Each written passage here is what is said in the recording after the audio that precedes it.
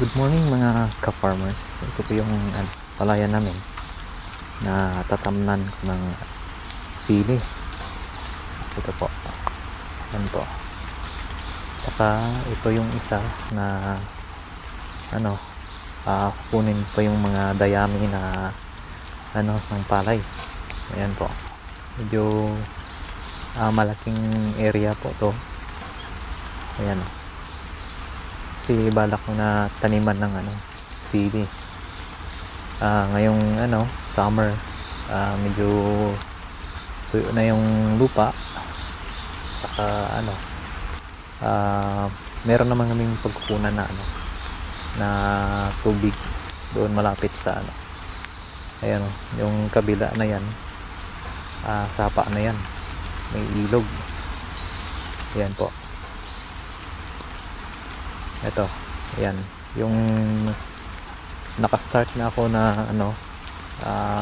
kunin pagkuha ng mga dayami. Ayan.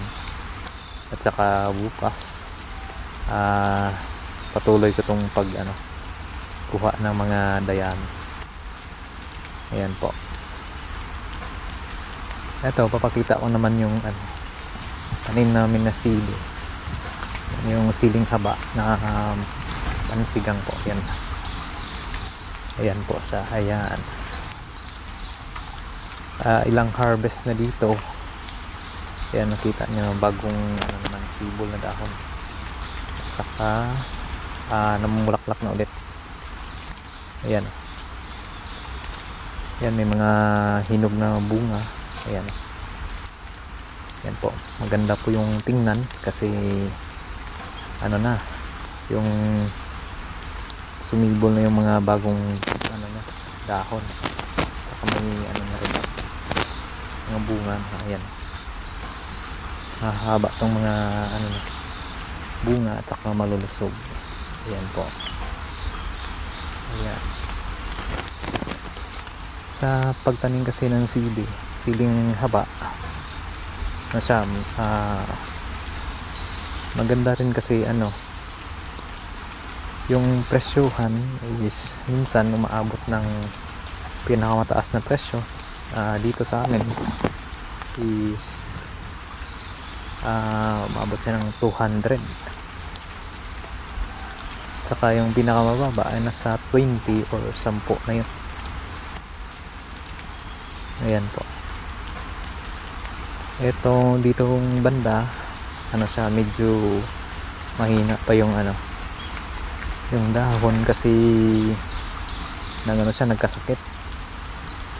Dami kasing mga mga uod na dumadapo dito. Ayan, medyo siya, payat pa yung mga siling haba natin. Ayan po. Ayan. Saka sa paligid nito mayroon kaming mga napier grass na tinanim. Kasi maganda rin kasing may tanim na napier grass para sa alagang hayop, kalabaw, saka baka. Ayan doon sa kabila. Ayan. Bagong tanim ko to, nasa na ba yun? 2.5 months na o 2 months pa lang to. Puntahan natin, tara. Ito maraming napier. Ayan po siya. Saka sa gilid meron kaming pinanim na na alagbate. Ayan, zoom natin. Ayan po. Ayan siya. Maganda na rin to kasi yung mga sili medyo naka-survive, naka-labas na sa, meron na siyang mga bulaklak, saka merong bunga. So pagka estimated nito mga April o March na harvest na namin yung mga bunga nito. Ayan. Medyo siya, malaking area, isang kahon po ito. Ayan. lapitan natin.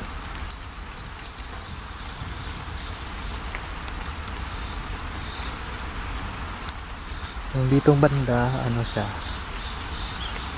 medyo matamlay o mahina yung yung ano niya, tubo niya, yung pag-grow niya, kasi medyo maputik to banda dito. Saka yung doon naman sa yung mataba na, ayan po ay hindi masyadong maputik. So yan yung niya, yung pag-grow niya. Yan, lapitan natin yung matatapa. Ayan po. Ayan o. Ayan. Ayan, marami na siyang mga bunga dito banda. Mayroong yung kita nyo, mayroong mga kumakain na larva. Ayan o. Ito siya. Ayan. Ito. Kailangan na itong spray. Ayan, uod. Ito. Ayan. Kailangan na itong sprayhan ng insecticide. Kasi may matake na mga uod. Yan dito banda, matataba yan dito. So yan lang po mga farmers.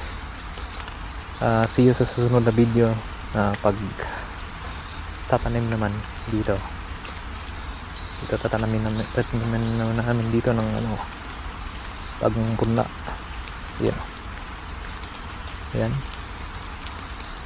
So thanks sa panonood, at saka huwag kalimutan mag-subscribe at saka hit yung notification bell para sa updated kayo sa mga bago kong mga video. Goodbye!